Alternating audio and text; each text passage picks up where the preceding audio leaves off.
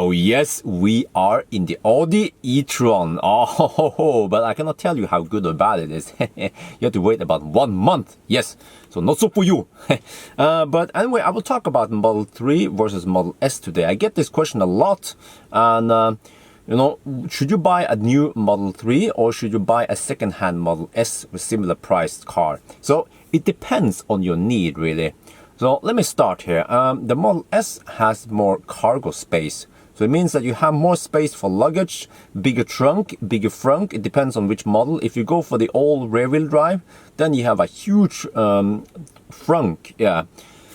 And the problem with the Model 3 is that you have this sedan, like small door and the small trunk opening, whereas Model S has this big hatch opening. So it means you can fit in bigger items in there. You can throw in a bicycle or whatever, and also the Model S is more flexible when it comes to cargo space. And then, but when it comes to space for people, then to my big surprise, the Model 3 isn't really that smaller, or if at all. Like, it seems like the space for people for the front passengers or and the back is about the same as the S, So I tried it also with some tall people in the back, and it seems to be pretty okay.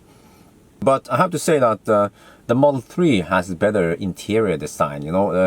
Model S came out in 2012, 13, and they haven't really done anything to try to improve it.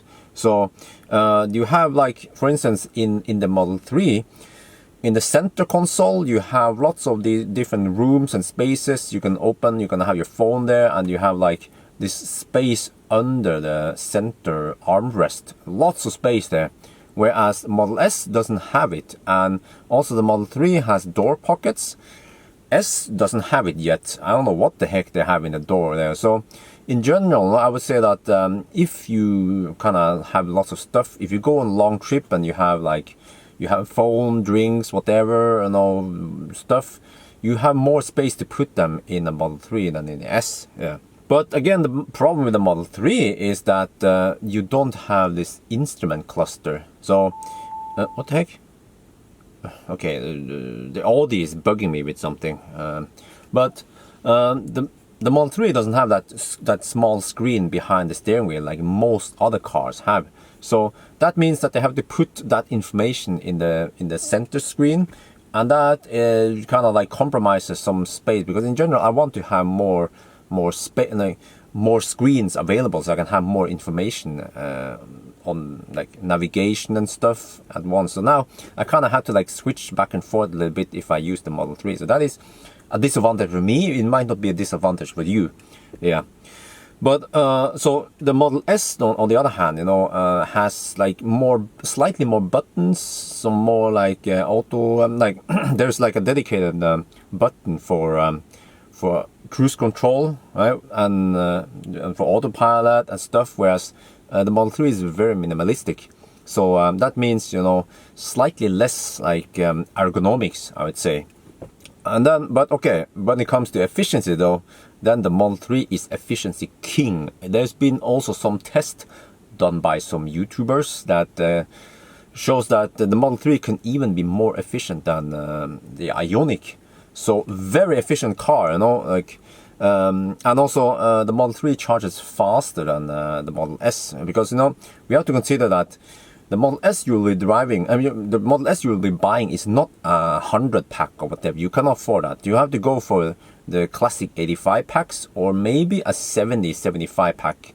And the Model 3 charges way faster than those. Yeah, it's efficient and super fast when it comes to charging. But when it comes to AC charging, then the Model S, depends which model you go for, but you can find those with the dual charger, and then you can charge at 22 kilowatt on AC, whereas the Model 3 only comes with 11 kilowatt. So again, you have to consider your need. Like, if you have enough DC fast chargers in your country, then you don't really care about the AC charging.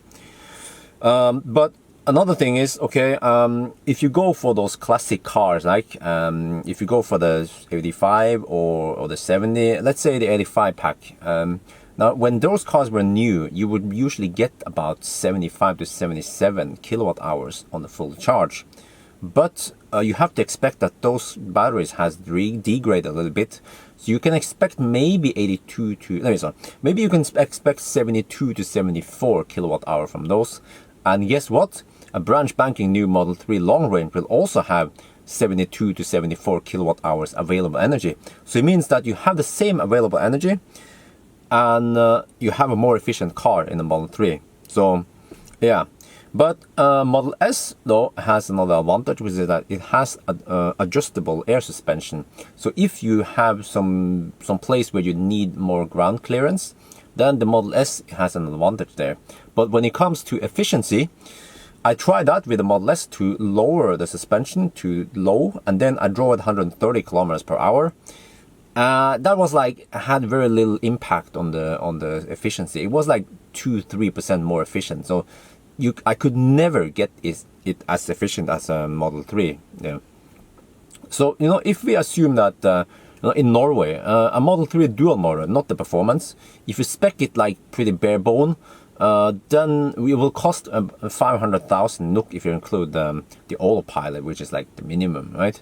And then if you look at a similar priced Model S on Finn, which is like this marketplace, you can find them usually about 2013 to 2016 models, and they have around 50,000 kilometers on the odometer or more. So then let's look at the warranty, because Tesla gives you a 5-year, 100,000 kilometers warranty, at least in Norway.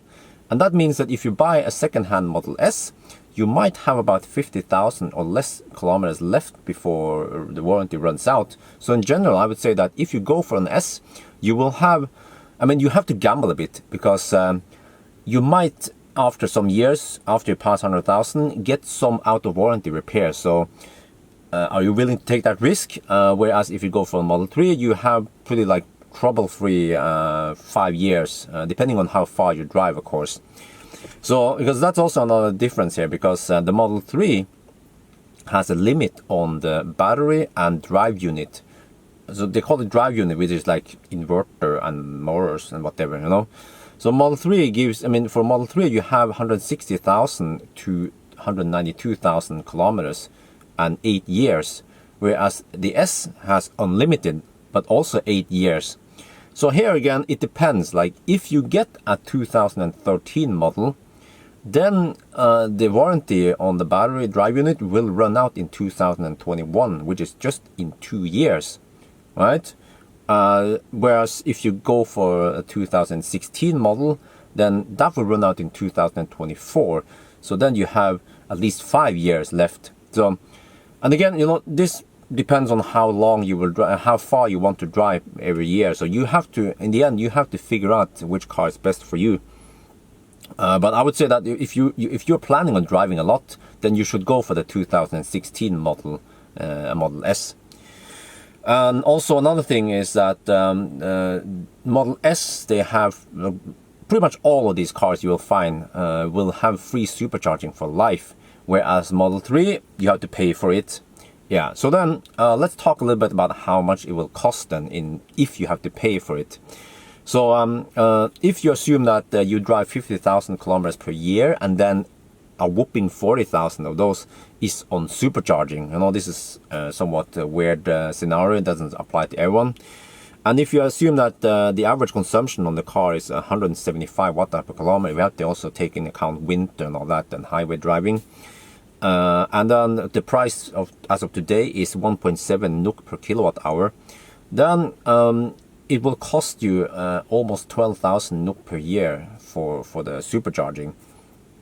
And in a different scenario, if you drive only 15,000 kilometers per year on supercharging, then that will cost about 4,500 NOK.